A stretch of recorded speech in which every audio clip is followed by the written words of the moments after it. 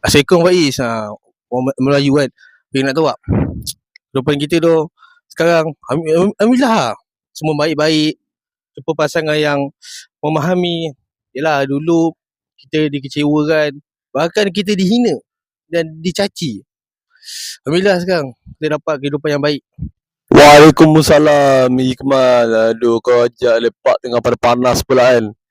Tapi bagi pendapat aku itu biasa lah, lumrah kehidupan. Akan ada baik dan buruknya, akan ada rezeki dan ada yang belum ada rezeki.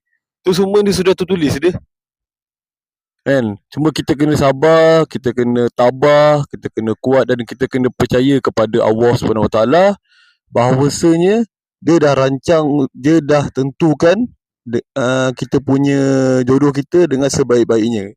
Cuma kita kena percaya pada dia, kita jangan mengeluh, kita jangan mengalah.